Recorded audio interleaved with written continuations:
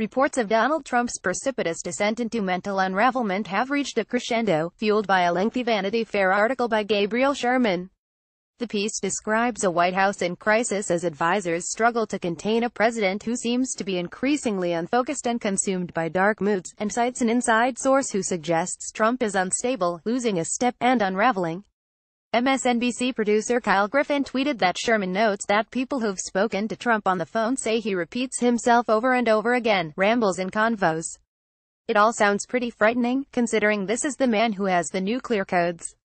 Yet, it also feels strikingly familiar, probably because Trump has been the loosest of cannons dating back forever. His ex-wife Ivana Trump says Trump once pulled out fistfuls of her hair before violently sexually assaulting her, because she recommended a plastic surgeon who didn't do enough pain mitigation in covering a bald spot. She later recanted, stating in a letter that she referred to this as a rape, but I did not want my words to be interpreted in a literal or criminal sense. Barbara Ress, who worked with Trump for 18 years, told CNN that the president is cruelly manipulative, weaponizing his ire to find the weakness in people and then exploit it to his benefit, making his targets feel like he cut your heart out. The article describes a mercurial man-baby whose moods shift quickly, turning to rage one minute and then fizzling to normalcy the next. Even as a child, Trump exhibited frightening behaviors that could have landed a less privileged kid in state custody. He has bragged about giving a music teacher a black eye in second grade, and a childhood neighbor says Trump used him for target practice by tossing rocks at him in his infant playpen. Trump could erupt in anger even as a boy, The Washington Post reports, pummeling another boy or smashing a baseball bat if he made an out. There was also ample evidence of Trump's mental instability on the campaign trail, and numerous psychotherapists have diagnosed him with personality disorders from afar, including the 27 practitioners who contributed to the book The Dangerous Case of Donald Trump. If things are getting worse with Trump, that's sobering, because things were never looking good. Here are 10 examples, though there are many more, of Trump unraveling before the current unraveling started. 1. When the candidate he endorsed lost the Alabama Senate race. According to multiple reports, Trump wanted to endorse like-minded Alabama U.S. Senate hopeful Roy Moore, a former Alabama Chief Justice who was kicked off the bench twice, and worked tirelessly to preserve racial segregation and outlaw homosexuality. Instead, he went with establishment candidate Luther Strange. When Strange lost, Trump reportedly took it personally, his fragile self-worth shattered by association with a losing brand. CNN reported that Trump was infuriated as he watched the returns come in, growing increasingly furious at his advisors for urging him to bet on the losing horse. What ensued was a barrage of angry venting at his political team and Senate Majority Leader Mitch McConnell, who had consolidated establishment GOP's support behind Strange, according to the news outlet, and CNN senior White House correspondent Jim Acosta tweeted that Trump felt outdone by Steve Bannon, who had backed Moore. Trump spent the rest of the night embarrassed and pissed. Sherman's Vanity Fair piece effectively traces the beginning of Trump's current unraveling to this moment. Alabama was a huge blow to his psyche, an insider reportedly told the outlet. He saw the cult of personality was broken. 2. When the news hit that Attorney General Jeff Sessions had recused himself from the Trump-Russia investigation. Angry over news coverage that Sessions had met the minimum ethical requirement of recusing himself, Trump had an epic meltdown. The president was resentful that Sessions had become the focus of the news cycle, taking away attention from a speech he was going to make before Congress. The night Sessions' recusal became front-page news, Trump responded with a lot of expletives to staffers. A senior White House official told ABC News that the following day, Trump hastily convened a meeting with senior staffers and proceeded to go ballistic. Video shot from outside the Oval Office shows a highly animated Steve Bannon and others participating in what looks, from a distance, like a possible shouting match. Ivanka Trump, Jared Kushner and Sean Spicer are also present. The meeting took place on a Friday, just before Trump was headed to Mar-a-Lago. To drive home his anger, Trump reportedly refused to let Bannon and Chief of Staff Reince Priebus travel with him to Florida aboard Air Force One. Nobody has seen him that upset, an insider told CNN. 3. When he learned a special counsel had been appointed to look into his Russia ties. Trump blamed Sessions for the appointment of Robert S. Mueller, who took over the Russia investigation after the president fired former FBI Director James Comey for doing his job. The New York Times offered a detailed account of the string of insults Trump heaped on Sessions, no sympathetic character himself, when he learned of Mueller's new role. Trump berated Attorney General Jeff Sessions in an Oval Office meeting and said he should resign, according to current and former administration officials and others briefed on the matter. Ashen and emotional, Mr. Sessions told the president he would quit and sent a resignation letter to the White House, according to 4 people who were told details of the meeting. Mr. Sessions would later tell associates that the demeaning way the president addressed him was the most humiliating experience in decades of public life. Trump also started vocalizing his anger in all directions, including at inanimate objects, according to an AP report. Trump advisors and confidants described the president as increasingly angry over the investigation, yelling at television sets in the White House carrying coverage and insisting he is the target of a conspiracy to discredit, and potentially end, his presidency. 4. When the crowd wasn't big enough at a rally in Arizona. Hours before the event was set to take place, news coverage showed the Phoenix venue where Trump was slated to speak was still empty. The sight apparently enraged Trump. He had longtime aide Keith Scheller put in a call to George Gigicos, the organizer for the president's post-election victory rallies, demanding an explanation. Despite reassurances that a crowd would arrive by the time he took the stage, Trump was irate, warning Gigicos that the venue better be full by the time he arrived, CNN reports. The venue did eventually fill, but it was too late to meet Trump's satisfaction.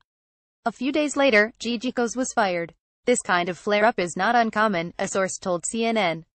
This is what Trump does. He tries to get under your skin.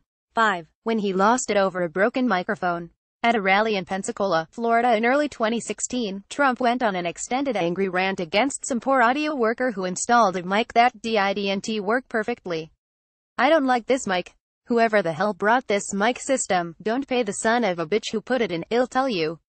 These people. No, this mic is terrible. This stupid mic keeps popping.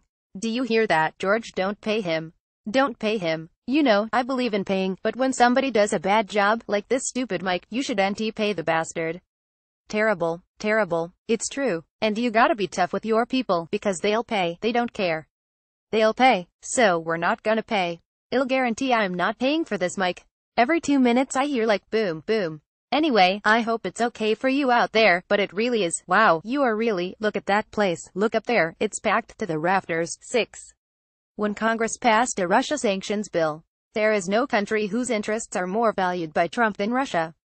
After Congress passed a Russia sanctions bill, but stalled on taking healthcare away from millions, Trump got Senate Majority Leader Mitch McConnell on the horn to make loud noises and shout swear words.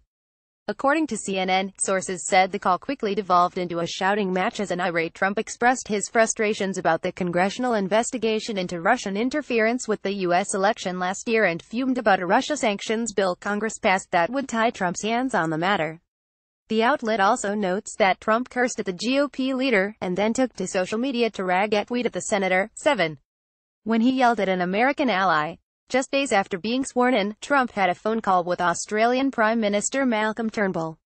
But when the conversation turned to a U.S. deal to resettle 1,250 refugees from an Australian detention center, which Turnbull had to repeatedly explain to Trump, who hates learning new things as much as he hates politics, the president popped his top.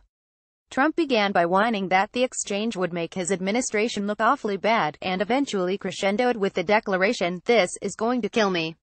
I am the world's greatest person that does not want to let people into the country." Having caught the vapors or some such, the drama king-in-chief then decided to abruptly end the planned 1-hour call at the 25-minute mark. Note that he manages to squeeze in a bit of praise for his idol, Russian President Vladimir Putin.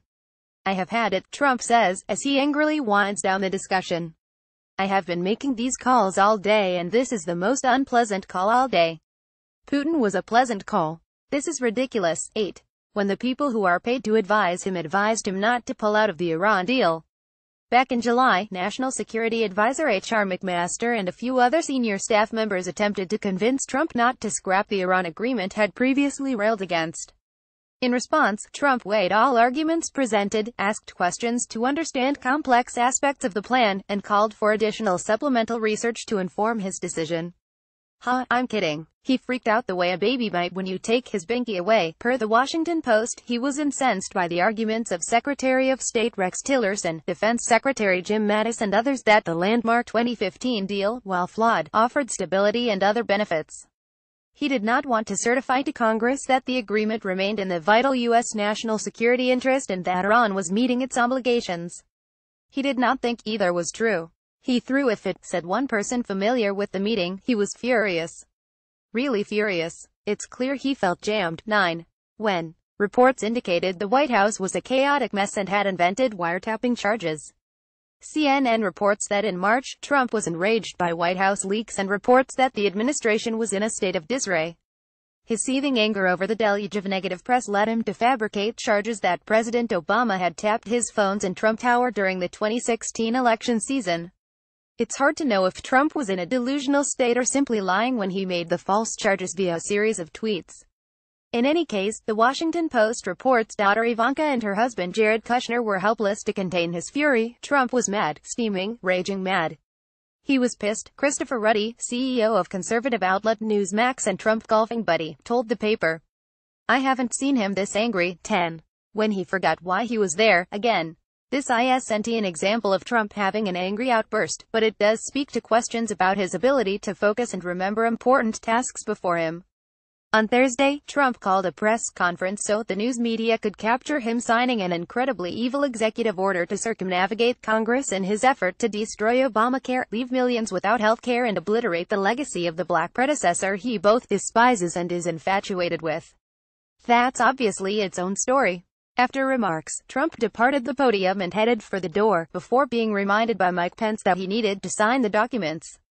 Trump this morning nearly walked out of the room without signing his healthcare exec order, had to be brought back by Pence. Pic.twitter.com, 93N2 Kyle Griffin at Kyle Griffin 1 October 12, 2017. This is the second time Trump has forgotten why he was in a room filled with press, despite having assembled media for an explicit purpose.